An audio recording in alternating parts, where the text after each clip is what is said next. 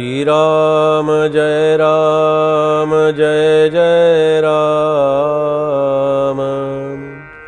श्रीराम जय राम,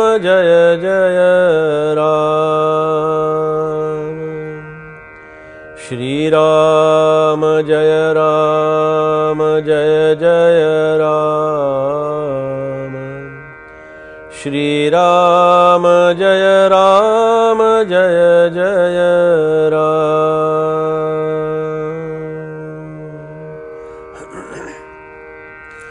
श्रीराम समर्थ श्रीराम। ज्यांची धारणा पार, जे ईश्वराचे अवतार, ना तरी प्रत्यक्ष सुरवर, बैसले दैसे श्रीराम। फार सुंदर अशा प्रकारचं समर्थांचं हे श्रोतेजन स्तवन समासाचं चिंतन आहे। इतक्या सुंदर अर्थानं, इतक्या अलंकारांनी, इतक्या चांगल्या विषयांनी जेव्हा मन ते ऐकण्यासाठी प्रवृत्त होतं ना, तेव्हा त्याचा खरा आनंद मिळतो। मला एक असं थोडंसं चिंतन सांगावंसं वाटतं की आपल्याला ऐकण्याची आवड असते की नाही, तर असते। काय ऐकतो आपण? असं असतं पहा की माझ्या मनाला मला माझी आवडणारी गाणी वेगळी असतात, माझे पाहण्याचे किंवा बघण्याचे कार्यक्रम जे असतात ते माझ्या आवडीचे वेगळे असतात। पण जे वाचण्याची आवड असेल, ऐकण्याची आवड असेल, पाहण्याची आवड असेल, किंवा अगदी सिनेमा घ्या, काही बिघडत नाही। एखादा सिनेमा बघायची माणसाला आवड आहे, त्याचा आवडीचा सिनेमा वेगळा असतो। प्रत्येकाची नाटक बघण्याची इच्छा असेल कुणाला, प्रत्येकाचं नाटक आवडीचं वेगळं असतं बघण्याचं। नाटकामध्ये, सिनेमामध्ये किंवा एखाद्या कुठल्या तरी चांगल्या कार्यक्रमामध्ये, गाण्याचा कार्यक्रम घ्या, एखादा गाण्याचा गायक एखाद्याचा आवडीचा असतो की नाही? प्रत्येकाचे गायक वेगवेगळे असतात आवडीचे। माझा हा गायक आवडीचा आहे, मला तो गातो ना, इतकं मला आवडतं ना, ते फार सुंदर असतं।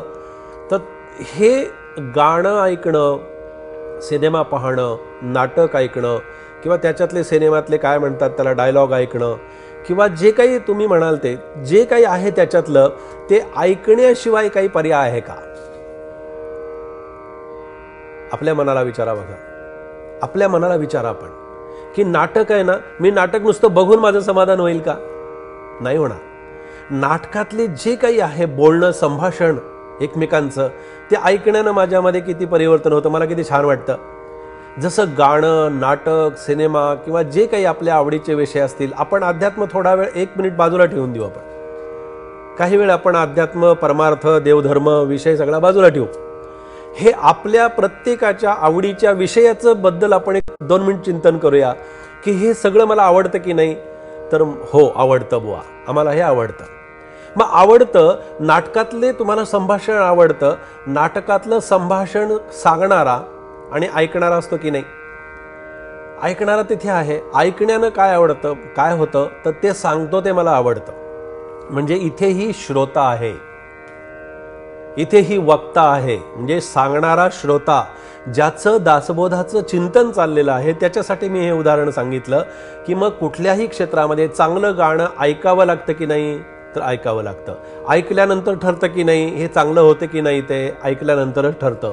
मग हे ऐकणं म्हणजे श्रवण करणं, इथे काय फरक आहे दुसरा? आणि त्या ऐकणाऱ्यांच्या बद्दल समर्थ इथे सांगतायत। आता पहा, जास्तीत जास्त सोपं करून सांगण्याचा प्रयत्न मी केला। इथे समर्थांनी असं म्हटलेलं आहे की ज्यांची धारणा अपार आहे, धारणा, याचा धारणा शक्ती, याचा अर्थ एखाद्याने आपल्याला काही सांगितलं किंवा एखाद्या नाटकामध्ये, एखाद्या चांगल्या आपण गाण्यामधून एखादं गाणं ऐकलं किंवा बोलणं ऐकलं, तर ऐकल्यानंतर त्याच्यातून चांगले विचार मनामध्ये निर्माण होतात।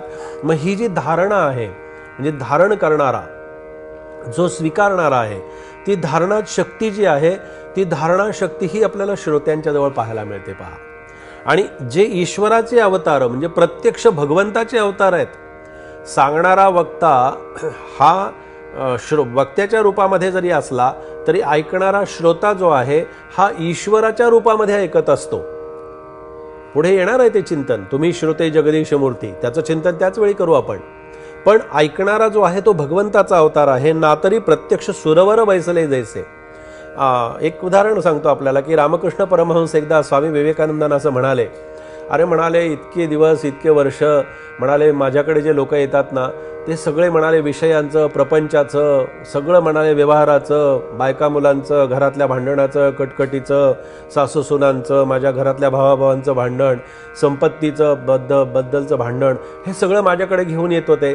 म्हणाले या सगळ्या विषयांच्या विषयी लोकांशी बोलून बोलून बघा रामकृष्ण परमहंस काय म्हणाले, माझं तोंड म्हणाले होरपळून गेलं. हे सगळं विषयाचं चिंतन करता करता अरे म्हणाले नरेंद्रा तू आलास, मला इतका आनंद झाला, आता तू आलास ना तर काहीतरी चांगलं चिंतन करायला मिळेल, काहीतरी चांगलं मला सांगण्याची संधी मिळेल आणि काहीतरी चांगलं सांगण्यासाठी तू अधिकारी श्रोता म्हणून माझ्यासमोर इथे बसलेला आहेस. असं असतं पहा. म्हणून श्रोता आणि वक्ता हा रामकृष्ण परमहंस आणि स्वामी विवेकानंदांच्या सारखा असला पाहिजे आणि तो आदर्श आपण आपल्यासमोर ठेवता आला पाहिजे आपल्याला. आणि त्या आदर्शाप्रमाणे जर आपण आपली कृती केली, त्याप्रमाणे जर आपण ऐकत गेलो तर मग खऱ्या अर्थानं श्रोता आणि वक्त्याचं चिंतन आपल्यासमोर उभं राहतं. तेच चिंतन आज आपण या ठिकाणी या दासबोधाच्या श्रोतेजन स्तवनाच्या माध्यमातून आपण इथे आज ते केलेलं आहे. जय जय रघुवीर समर्थ.